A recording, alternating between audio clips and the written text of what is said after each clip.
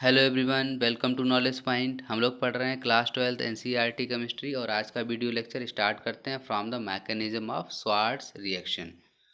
Swarts reaction का use करते हैं basically for the synthesis of alkyl fluoride. और किसी भी हैलो एल्केन के प्रोडक्शन में आप स्वार्ट्स रिएक्शन का यूज नहीं कर सकते।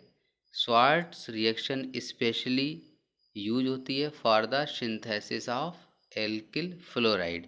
और ये जो एल्किल फ्लोराइड प्रोड्यूस होता है ये होता है by the halogen ion exchange reaction के द्वारा।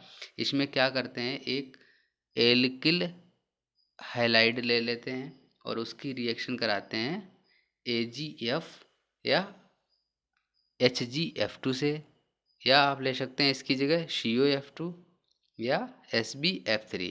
इनमें से कोई भी आप एक मेटेलिक फ्लोराइड चूज कर सकते हैं और ये मेटेलिक फ्लोराइड किसी भी एल्किल क्लोराइड या एल्किल ब्रोमाइड के साथ रिएक्शन करके क्या देगा आपको, एल्किल फ्लोराइड प्रोवाइड करेगा और सिल्वर हैलाइड का एक आपको प्रेसिपिटेट मिल जाएगा। तो इस एग्जाम्पल में क्या लिया है, इसमें लिया है आपने क्लोरोएथेन। क्लोरोएथेन की रिएक्शन कराइए आप AgF से, तो इसमें क्या होगा, जो ये क्लोराइड आयन है ये रिप्लेस हो जाएगा बाय द फ्लोराइड आयन। तो यहाँ पे मिल जाएगा आपको फ्लोरोएथेन और AgCl का एक आपको प्रेसिपिटेट मिल जाएगा। अब ये रिएक्शन होती किस तरह से है, इसकी मैकेनिज्म क्या है देखते हैं। ये रिएक्शन जो होती है स्वार्ट्स रिएक्शन, ये बेसिकली होती है SN2 बाई मॉलिक्यूलर रिएक्शन होती है। SN2 का मतलब क्या हुआ, S का मतलब है सब्स्टिट्यूशन रिएक्शन, सब्स्टिट्यूशन। N का मतलब है न्यूक्लियोफिलिक और 2 का मतलब है बाई मॉलिक्यूलर। तो मीन्स ये एक by molecular nucleophilic substitution reaction है। तो इस रिएक्शन में क्या होता है, जो आपका AgF था, AgF क्या होगा, पहले ब्रेक होगा किसमें, Ag पॉजिटिव आयंस में और फ्लोराइड आयंस में। अब ये जो फ्लोराइड आयन है ये क्या करेंगे, ये अटैक करेंगे किसके ऊपर, जो आपका सबस्ट्रेट है। सबस्ट्रेट क्या है यहाँ पे, क्लोरोएथेन। अब आपके दिमाग में एक बात आ रही होगी कि आपने AgF लिया तो ये अपने आयंस में कैसे ब्रेक हुआ। एक्चुअली इसके लिए लेते हैं एक एसीटोन का सॉल्यूशन, इसको एसीटोन के सॉल्यूशन में रखते हैं। एसीटोन के सॉल्यूशन में AgF ब्रेक हो जाता है Ag positive and fluoride ions में। अब ये जो निगेटिव आयन है ये क्या करता है, ये एक्ट करता है एज ए न्यूक्लियोफाइल। न्यूक्लियोफाइल का क्या मतलब है, इस पे इलेक्ट्रॉन्स की अधिकता है, मीन्स ये निगेटिवली चार्ज है। तो ये क्या होगा, न्यूक्लियोफाइल है मीन्स ये पॉजिटिव की तरफ अट्रैक्ट होगा। अब यहाँ पे जो क्लोरोएथेन था ये कैसा होगा, एक पोलराइज्ड बॉन्ड होगा इन दोनों के बीच में, मीन्स क्लोरीन की इलेक्ट्रोनेगेटिविटी ज़्यादा होगी। इस वजह से क्लोरीन के ऊपर एक पार्शियल नेगेटिव चार्ज होगा और कार्बन के ऊपर एक पार्शियल पॉजिटिव चार्ज होगा। तो कार्बन के ऊपर जो पार्शियल पॉजिटिव चार्ज है इसकी वजह से क्या होगा, जो फ्लोरीन का एटम है इस कार्बन पे अटैक करेगा। देखिए आप, अगर ये सीधा डायरेक्ट अटैक करता है यहाँ से तो इसको क्या झेलना पड़ेगा, इसको क्लोरीन आयन का रिपल्सन फेस करना पड़ेगा। मीन्स इस वजह से यहाँ पे अटैक क्या है, फ्लोरीन का अटैक कमज़ोर पड़ जाएगा। इस वजह से जो ये फ्लोरीन का आयन है ये बैक साइड से अटैक करता है किस पे, क्लोरोएथेन के सबस्ट्रेट पे, या और भी यहाँ पे कोई भी क्लोरो एल्केन हो सकता था। तो ये बैक साइड से जब ये अटैक करेगा तो क्या होने वाला है, देखिए आप, ये फ्लोराइड आयन आया, इसने बैक साइड से ये अटैक किया। जब ये बैक साइड से अटैक करेगा तो इसके साथ जो अटैच्ड वैलेंसीज हैं वो अपनी पोजीशन से मूव करेंगी। किस तरफ मूव करेंगी, इस तरफ मूव करेंगी, मीन्स रिपेल होंगी। तो ये CH3 का जो ग्रुप लगा हुआ है आपके पास एक, ये ग्रुप इस तरफ कुछ मूव होके आ जाएगा। एक हाइड्रोजन आपका अबव द प्लेन है और एक हाइड्रोजन आपका बिलो द प्लेन है। ये दोनों हाइड्रोजन मूव होके इस साइड आ जाएंगे ये अबव द प्लेन और ये बिलो द प्लेन आ जाएगा। और ये जो फ्लोराइड आयन है ये कार्बन के साथ अटैच हो जाएगा और कार्बन के साथ जो क्लोराइड आयन अटैच था वो Ag पॉजिटिव के साथ मिलकर AgCl का प्रेसिपिटेट बना देगा। ये पूरी की पूरी रिएक्शन जो है वो एक सिंगल स्टेप में होती है और कोई भी इंटरमीडिएट कंपाउंड इसमें बीच में नहीं बनता है। बनता है जो वो काफ़ी कम टाइम के लिए, जैसे जैसे रिएक्शन प्रोसीड होती जाती है इंटरमीडिएट कंपाउंड विलुप्त होता जाता है और आपका प्रोडक्ट बनता जाता है। तो इस तरह से ये आपको क्या मिल जाएगा, फ्लोरोएथेन मिल जाएगा और AgCl का प्रेसिपिटेट मिल जाएगा। अब ये जो कंपाउंड आपको मिलेगा ये इन्वर्टेड फॉर्म में होगा। इन्वर्टेड फॉर्म का मतलब क्या है कि ये जो पोजीशंस थी देखिए आप, इसकी जस्ट मिरर इमेज सी आपको नज़र आएगी यहाँ पे। तो इस वजह से इस कंपाउंड को कहते हैं इन्वर्टेड कंपाउंड। तो ये थी मैकेनिज्म आपकी स्वार्ट्ज रिएक्शन की। अब बात करते हैं फिंकल स्टीन रिएक्शन की। स्वार्ट्ज रिएक्शन में आपने एल्किल फ्लोराइड का सिंथेसिस किया है और फिंकल स्टीन रिएक्शन में आप करेंगे एल्किल आयोडाइड का सिंथेसिस। देखिए इसमें क्या करते हैं, फिर से आप क्या करिए, एक एल्किल हैलाइड ले लीजिए। यहाँ पे क्या एल्किल हैलाइड लिया है आपने, एक कार्बन का एटम है, इसके साथ एक हाइड्रोजन अटैच है, एक C2H5 ग्रुप अटैच है, एक CH3 ग्रुप अटैच है और इसके साथ एक Br अटैच है। जो ब्रोमीन का एटम इसके साथ बॉन्डेड है वो किस प्लेन में है, बिलो द प्लेन है। और ये जो CH3 का ग्रुप है ये अबव द प्लेन है। इसकी रिएक्शन कराइए आप NaI के साथ, सोडियम आयोडाइड के साथ। सोडियम आयोडाइड एसीटोन में क्या होगा, ये बाइफरकेट हो जाएगा Na पॉजिटिव आयंस में और I नेगेटिव आयंस में। अब ये I नेगेटिव आयन क्या करेगा, कार्बन पे अटैक करेगा। क्यों अटैक करेगा, क्योंकि कार्बन पे पार्शियल पॉजिटिव चार्ज है। तो ये क्या करेगा, यहाँ पे बैक साइड से अटैक करेगा, जैसे स्वार्ट्ज रिएक्शन में हो रहा था। स्वार्ट्ज रिएक्शन में भी SN2 मैकेनिज्म थी, इसमें भी SN2 मैकेनिज्म है। तो ये जो बॉन्ड है धीरे धीरे I का बॉन्ड कार्बन के साथ बनता जाएगा और I का बॉन्ड जो Br के साथ है, ब्रोमीन के साथ, वो धीरे धीरे ब्रेक होता जाएगा। तो जब रिएक्शन कंप्लीट हो रही होगी उस समय I का कंप्लीट बॉन्ड बन जाएगा कार्बन के साथ और ब्रोमीन आपका सेपरेट आउट हो जाएगा फ्रॉम द कार्बन।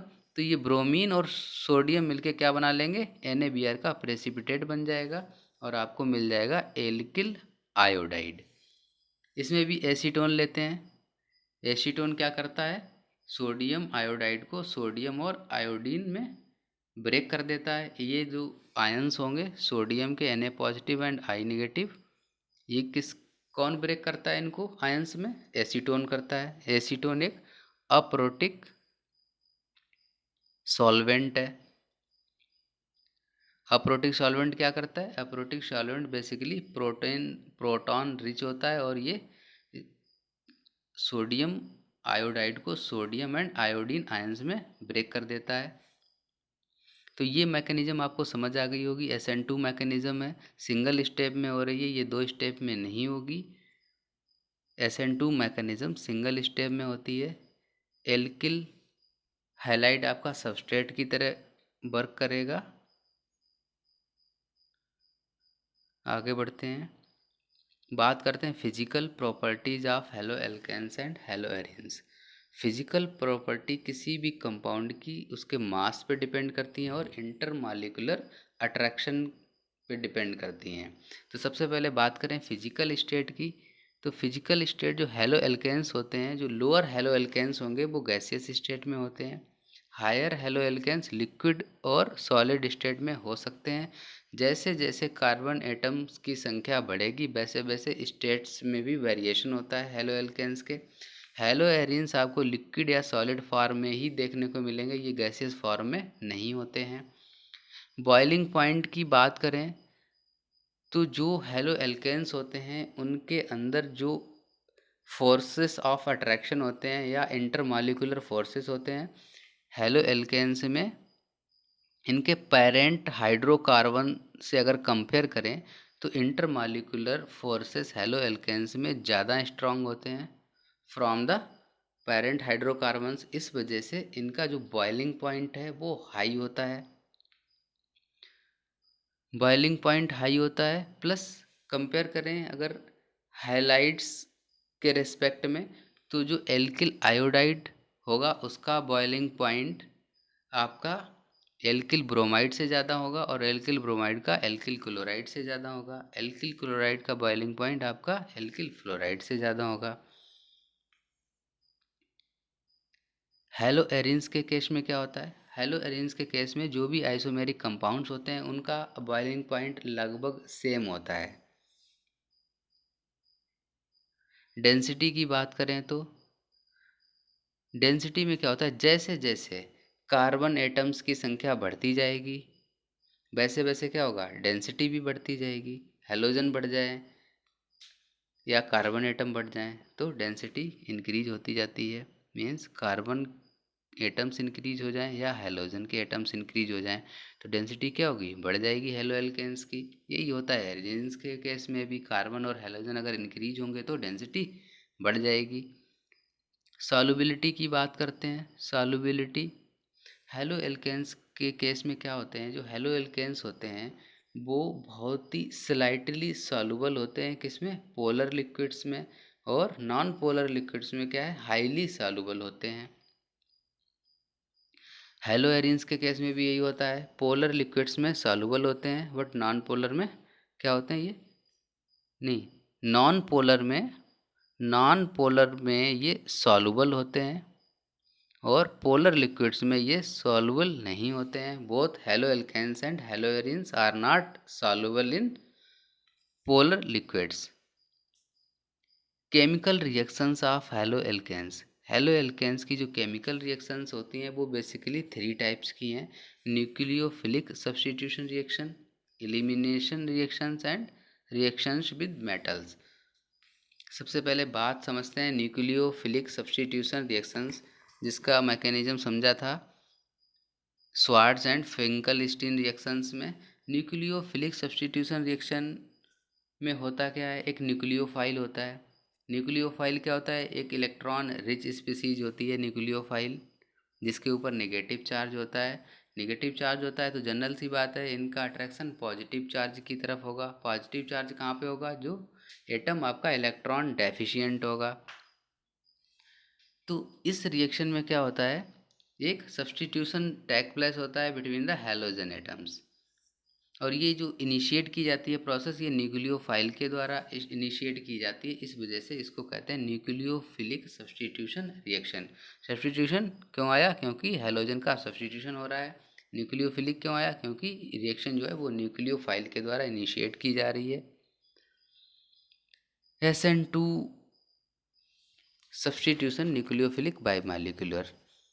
समझते हैं इसकी पूरी मैकेनिज्म कि किस तरह से SN2 रिएक्शन हैपन होती है। सबसे पहले आप क्या करिए, कोई भी एक एल्किल हैलाइड ले लीजिए। यहाँ पे एग्जांपल लिया है CH3Cl का, और इसकी रिएक्शन कराएंगे हाइड्रोक्साइड आयन के साथ। हाइड्रोक्साइड आयन क्या करेगा, एल्किल हैलाइड पे बैक साइड से अटैक करेगा। OH नेगेटिव आयन यहाँ पे आया, बैक साइड से अटैक करेगा। ये फ्रंट से अटैक नहीं कर सकता क्योंकि नेगेटिव चार्ज है क्लोरीन पे, ये इसको रिपेल करेगा, तो इसकी जो अटैकिंग पावर है वो वीक हो जाएगी। इस वजह से ये बैक साइड से अटैक करता है। तो जब ये बैक साइड से अटैक करेगा तो यहाँ पे देखिए आप, कार्बन के साथ 3 हाइड्रोजन एटम अटैच्ड हैं, एक तो इन द सेम प्लेन है और एक बिलो द प्लेन एंड एक अबव द प्लेन है। तो ये तीनों हाइड्रोजन के एटम क्या होंगे, अपनी पोजीशन से मूव करेंगे। तो एक इंटरमीडिएट कम स्टेज आएगी। इंटरमीडिएट स्टेज में क्या होगा कि OH नेगेटिव बॉन्ड जो है वो धीरे धीरे कार्बन से अटैच होना स्टार्ट होगा, और Cl बॉन्ड है जो कार्बन क्लोरीन बॉन्ड है वो धीरे धीरे ब्रेक होना स्टार्ट होगा।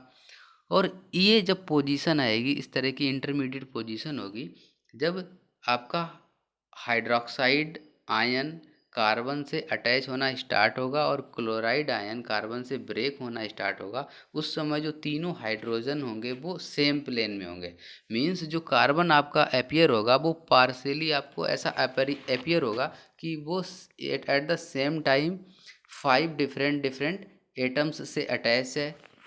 मीन्स 5 वैलेंसी को पूरा कर रहा है। OH नेगेटिव भी अटैच है पार्शियली, Cl नेगेटिव भी अटैच है और 3 हाइड्रोजन भी अटैच हैं।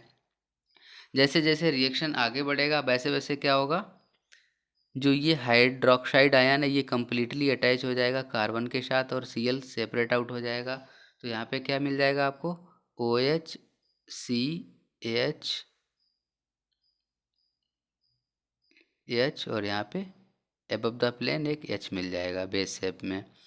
तो देखिए आप, एक तो ये जो क्लोराइड आयन है ये आपका सेपरेट आउट हो गया, हाइड्रोक्साइड आयन इसमें अटैच हो गया, साथ ही साथ क्या होगी, जो हाइड्रोजन अटैच थे इसके साथ कार्बन के साथ उनकी पोजीशन चेंज हुई है, क्योंकि यहाँ से ये पुश करता है हाइड्रोजन एटम्स को, और ये पुश करने करता है तो ये क्या होता है, इनकी पोजीशन इन्वर्टेड हो जाती है। तो आपका जो प्रोडक्ट मिलेगा वो एक इन्वर्टेड प्रोडक्ट होगा, वही समझाया गया है इसमें। देखिए आप, ये एक हाइड्रोक्साइड आयन है, देखिए ये क्लोरीन का एटम है ग्रीन कलर का, ये छोटे छोटे ये आपके हाइड्रोजन के एटम है, यहाँ पे ये हाइड्रोजन आपका ये ऑक्सीजन की तरह वर्क कर रहा है और ये आपका कार्बन है। देखिए जब ये इसने यहाँ से बैक साइड से अटैक किया तो क्या हुआ, ये पार्शियल बॉन्ड बना दोनों के बीच में, ये धीरे धीरे ब्रेक होगा और ये धीरे धीरे स्ट्रांग होगा, और ये एक टाइम जैसे जैसे रिएक्शन फर्दर इंक्रीज होगी ये आके अटैच हो जाएगा किसके साथ, कार्बन के साथ, और ये क्लोरीन का एटम सेपरेट आउट हो जाएगा। इनकमिंग न्यूक्लियोफाइल क्या करता है, वही जो मैंने बताया आपको, वो बैक साइड से अटैक करेगा और इस तरह से बॉन्ड को ब्रेक कर देता है।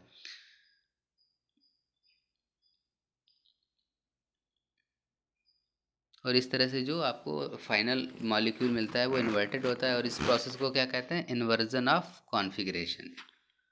ऑर्डर ऑफ रिएक्टिविटी की बात करें तो प्राइमरी हैलाइड सबसे ज़्यादा रिएक्टिव होते हैं, उसके बाद सेकेंडरी हैलाइड रिएक्टिव होते हैं, और उसके बाद टर्सरी हैलाइड रिएक्टिव होते हैं। ऐसा क्यों होता है कि जैसे जैसे क्राउड बढ़ता जाएगा कार्बन के ऊपर और एटम्स या ग्रुप्स अटैच होते जाएंगे, वैसे वैसे जो अटैकिंग पावर होती है न्यूक्लियोफाइल की वो डिक्रीज होती जाती है।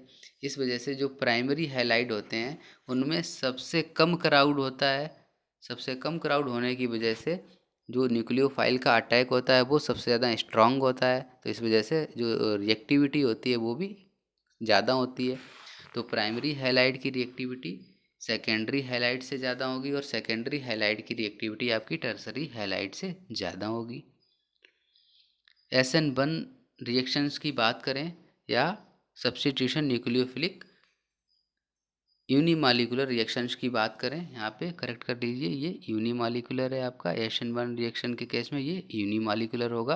और इसके ऑर्डर की बात करें तो इसका ऑर्डर सिर्फ एक सिंगल मालिक्यूल से डिफाइन किया जाएगा, ये आपकी सिंगल मालिकुलर रिएक्शन होगी, बाई मालिकुलर रिएक्शन नहीं होगी। इसके केस में क्या करते हैं, जनरली जो SN1 रिएक्शंस होती हैं वो दो स्टेप में होती हैं। फर्स्ट स्टेप में सबसे पहले क्या होता है, जो पोलराइज्ड बॉन्ड होता है उसका स्लो क्लीवेज होता है, और कार्बोकैटायन और ब्रोमाइड आयन जो इस तरह से आयन्स प्रोड्यूस होते हैं, उसके बाद क्या होता है, सब्स्टिट्यूशन की प्रोसेस होती है। देखिए यहाँ पे एक एग्जांपल ले लीजिए, आपने एग्जांपल में लिया है 2 bromo 2 methyl propane, 2 bromo 2 methyl propane. देखिए आप CS3 का होल थ्राइज CBr, और इसकी रिएक्शन कराइए OH निगेटिव आयन के साथ। तो सबसे पहले स्टेप में क्या होता है, ये जो कार्बन और ब्रोमीन के बीच बॉन्ड है ये ब्रेक होगा, ये ब्रेक होने से क्या होगा, एक आपको ब्रोमीन आयन मिलेगा और दूसरा आपको क्या मिलेगा, कार्बोकैटायन मिलेगा, कार्बोकैटायन एंड ब्रोमीन आयन मिल जाएगा पहले स्टेप में। अब क्या होगा, ये जो OH निगेटिव ग्रुप है ये कार्बोकैटायंस के साथ अटैच हो जाएगा और Br निगेटिव सेपरेट आउट हो जाएगा।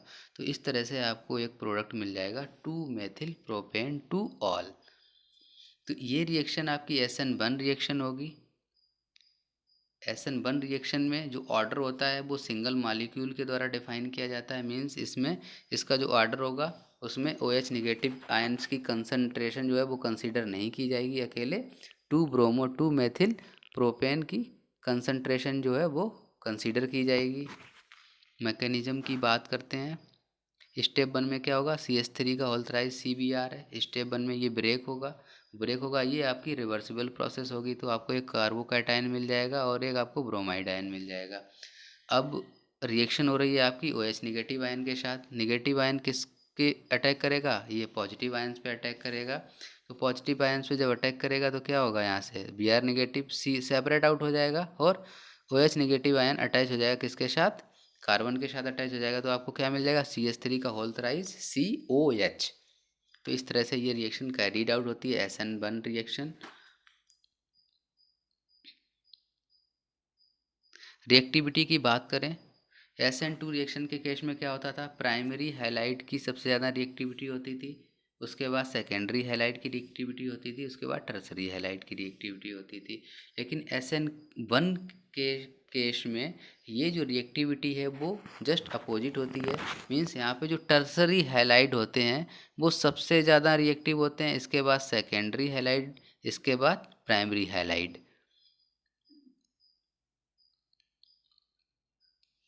हाइलाइट्स के रिएक्टिविटी की बात करें तो जो आपका एल्किल आयोडाइड होगा वो आपका एल्किल ब्रोमाइड से ज़्यादा रिएक्टिव होगा, और एल्किल ब्रोमाइड आपका एल्किल क्लोराइड से ज़्यादा रिएक्टिव होगा, और एल्किल क्लोराइड आपका एल्किल फ्लोराइड से ज़्यादा रिएक्टिव होगा। तो सबसे कम रिएक्टिविटी होती है वो होती है एल्किल फ्लोराइड की, और जो सबसे ज़्यादा रिएक्टिविटी होती है वो होती है आपकी एल्किल आयोडाइड की। अब कुछ बात करते हैं स्टीरियो केमिकल एस्पेक्ट्स की। सबसे पहले बात करेंगे ऑप्टिकल एक्टिविटी। ऑप्टिकल एक्टिविटी होती क्या है?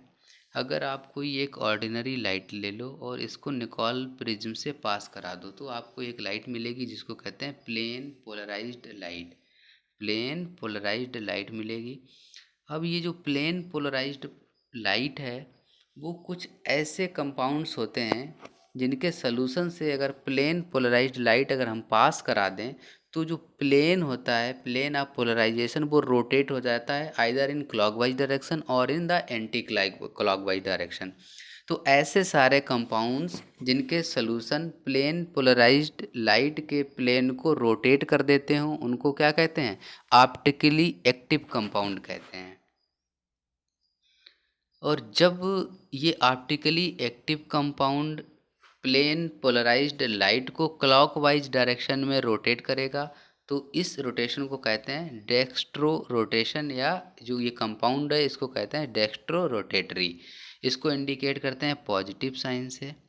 एंटी क्लॉकवाइज रोटेशन को कहते हैं लीवो रोटेटरी, और इसको इंडिकेट करते हैं नेगेटिव साइन से।